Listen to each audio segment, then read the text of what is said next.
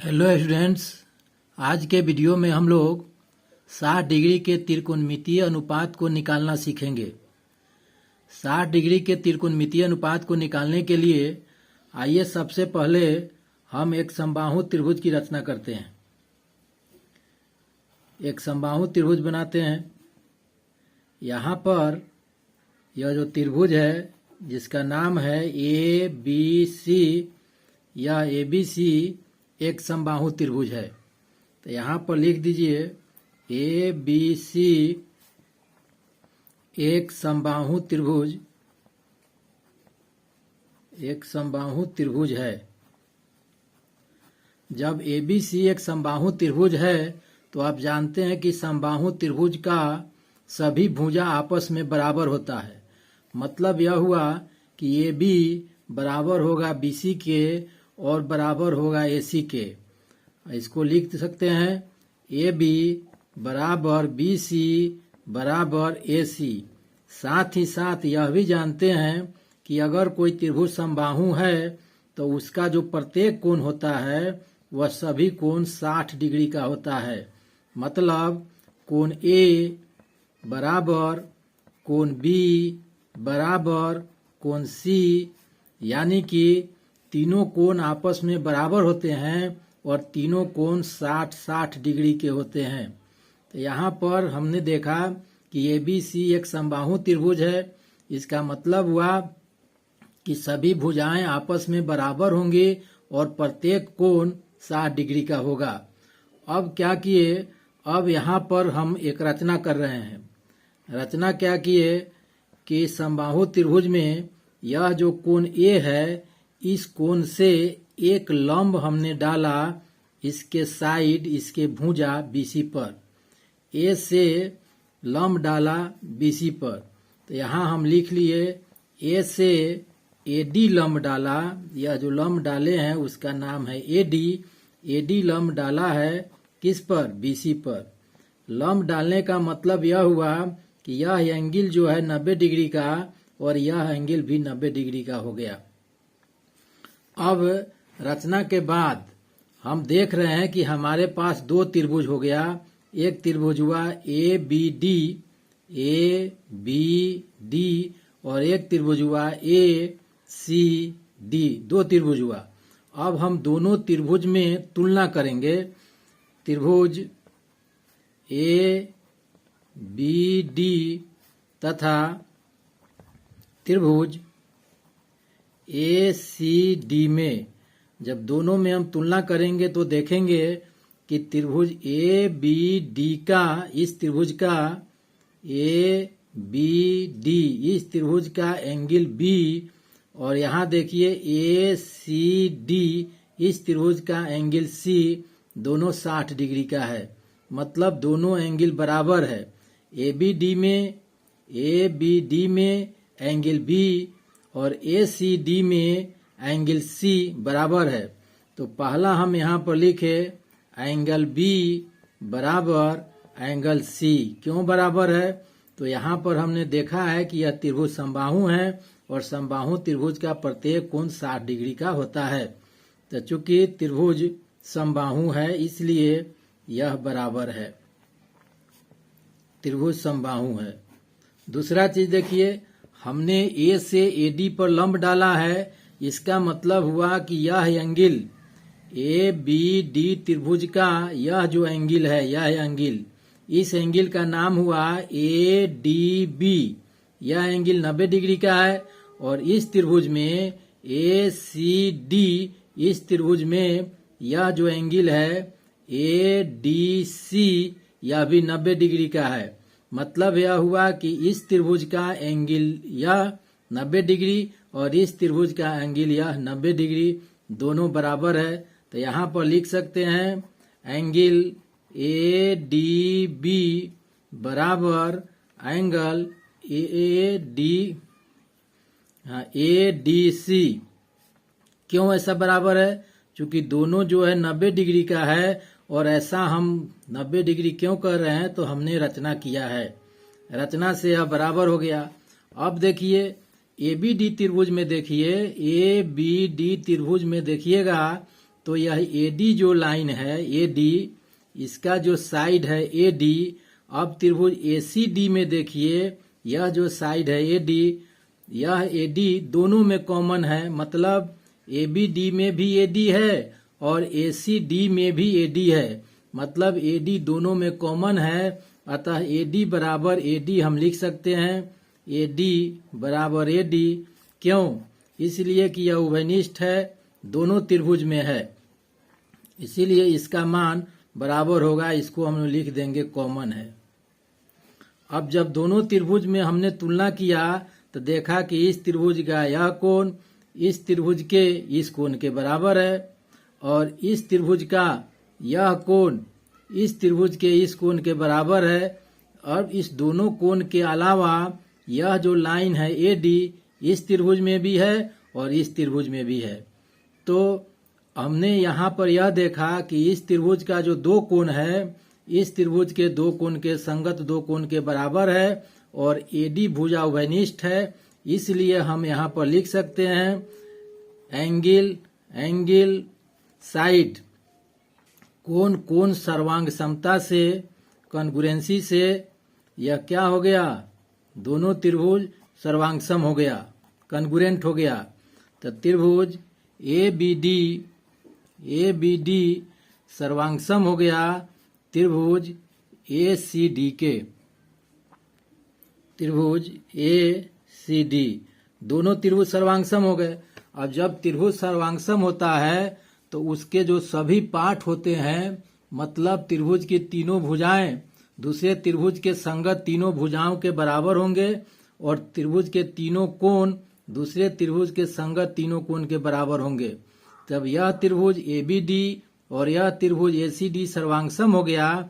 इसका मतलब यह हुआ कि इस त्रिभुज एबीडी का जो भुजा बीडी है और एसीडी का जो भुजा सीडी है वह बराबर होगा। तो यहाँ पर हम लिख सकते हैं बीडी, इसलिए बीडी बराबर सीडी। सीडी क्यों? CPCT congruent corresponding part of congruent triangle, मतलब कोई भी त्रिभुज अगर सर्वांगसम होता है तो उसके जो कॉरस्पॉन्डिंग पार्ट होते हैं सभी आपस में बराबर होते हैं, मतलब कि सभी साइड बराबर होंगे और सभी कोण बराबर होंगे। तो जब यह बराबर हो गया, जब बीडी और सीडी दोनों बराबर हो गए तो अब यहाँ पर हम देखिए, यहाँ पर बीडी को हम मान लेते हैं कि यह ए है, इसको मान लिए ए, तब सीडी दोनों बराबर है, बीडी और सीडी बराबर है तो यह ए हो जाएगा। और बीडी और सीडी मिल के दोनों को जब जोड़ेंगे बीडी और सीडी को तो यह किसके बराबर हो जाएगा? बीसी के बराबर हो जाएगा।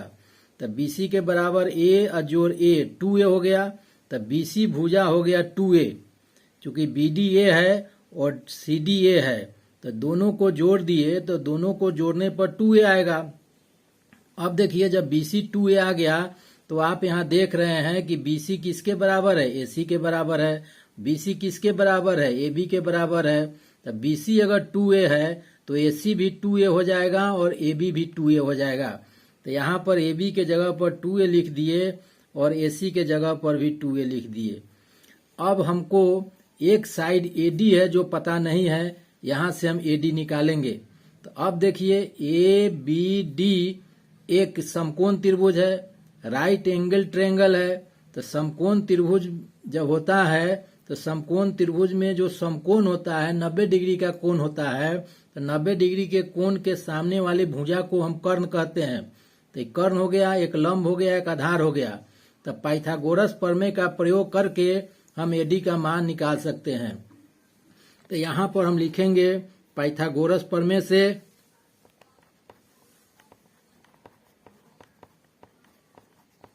पाइथागोरस प्रमेय से क्या लिखिएगा? यह कर्ण है, क्योंकि 90 डिग्री के सामने वाली भुजा है तो कर्ण हो गया। तो कर्ण स्क्वायर बराबर लंब स्क्वायर अजोड़ आधार स्क्वायर। तो पाइथागोरस प्रमेय से हम लिखेंगे कर्ण स्क्वायर बराबर लंब स्क्वायर जोड़ आधार स्क्वायर। तो यहाँ पर देखिए कर्ण क्या है। कर्ण यह 90 डिग्री का कोण है, तो इसके सामने वाला भुजा कर्ण हो गया, तो कर्ण के जगह पर 2a लिखेंगे। अब देखिए यह AD हमको निकालना है, तो लंब के जगह पर AD लिख देंगे, AD का स्क्वायर, और आधार के जगह पर BD का स्क्वायर। तो यहाँ पर देखिए कर्ण के जगह पर हम लिखेंगे कितना, 2a का स्क्वायर बराबर, और लंब निकालना है हमको, तो लंब मेरा AD है, तो AD का स्क्वायर लिख दिए। और जो आधार का मान कितना है देख लीजिए, यहाँ पर आधार A है, तो आधार के जगह पर हम लिखेंगे A स्क्वायर। तो यहाँ पर देखिए 2a का स्क्वायर कीजिएगा तो 4a स्क्वायर बराबर AD का स्क्वायर और जोड़ a का स्क्वायर। अब a को इधर लाइएगा तो 4a स्क्वायर और माइनस a स्क्वायर बराबर, a को इधर ले आए, प्लस में है तो बराबर के इधर आ गया तो माइनस में आ गया, तो यह AD स्क्वायर हो गया। तो 4a स्क्वायर में से a के स्क्वायर चला गया तो 3a स्क्वायर बराबर AD का स्क्वायर।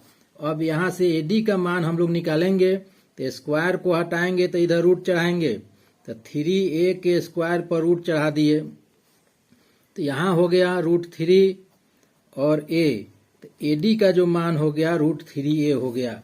तो यहाँ देखिए AD यह किसके बराबर हो गया, √3a के बराबर हो गया, या इसको लिख सकते हैं a√3। AD का भी मान निकल गया। तो आप जानते हैं कि यह एंगल कितने डिग्री का है, 60 डिग्री का है। यह एंगल कितने डिग्री का है, 60 डिग्री का है। चूंकि त्रिभुज समबाहु है, तब यहाँ से अब त्रिकोणमितीय अनुपात 60 डिग्री का हम लोग निकालना शुरू करेंगे। अब यहाँ देखिए, अब सबसे पहले निकालिए साइन 60 डिग्री। तो साइन थीटा, साइन का क्या होता है, साइन थीटा बराबर लंब बटा कर्ण होता है। अब 60 डिग्री के लिए देखिए लंब कितना है, यहाँ पर इस एंगल को अगर 60 डिग्री लेके हम चल रहे हैं तो इसके लिए लंब क्या हो गया, AD हो गया, और कर्ण क्या हो गया, यह AB हो गया। तो AD बटा AB लिख सकते हैं बराबर AD बटा AB। अब AD के जगह पर कितना लिखेंगे, देखिए AD का मान आया है a√3, तो AD के जगह पर हम लोग लिखेंगे a√3 बटा AB के जगह पर कितना लिखेंगे, देख लीजिए AB के जगह पर 2a है, तो AB के जगह पर हम लोग लिख दिए 2a। a से कैंसिल हो गया, बच गया √3/2। तो साइन 60 डिग्री का मान हो गया √3/2। अब उसी तरह cos 60 डिग्री का मान देखिए, cos 60 डिग्री, cos बराबर क्या होता है, cos बराबर आधार बटा कर्ण होता है, आधार बटा कर्ण। तो अब देखिए आधार कितना है, यहाँ पर इस एंगल के लिए देखिए, इस एंगल के लिए यह लंब हो गया, यह लंब हो गया, यह कर्ण है, तो यह आधार हो गया, आधार हो गया BD और कर्ण हो गया AB, BD बटा AB। तो यहाँ पर लिखेंगे हम BD बटा AB, और BD के जगह पर कितना लिखेंगे, देख लीजिए BD कितना है, A है, और AB कितना है, 2a है। तो यहाँ पर हम लिखेंगे BD बटा AB के जगह पर A बटा 2a, A से A कैंसिल हो गया, बच गया 1/2। तो cos 60 डिग्री का मान हो गया 1/2। अब देखिए tan 60 डिग्री, tan बराबर कितना होता है, आधार, tan बराबर होता है लंब बटा आधार, लंब बटा आधार। तो अब यहाँ पर देखिए tan 60 डिग्री में देखिए, यहाँ इसके सामने वाला भुजा या लंब हो गया, तो AD लंब हो गया, आधार कितना हो गया, आधार BD हो गया, तो AD बटा BD। तो यहाँ पर लिखेंगे AD बटा BD।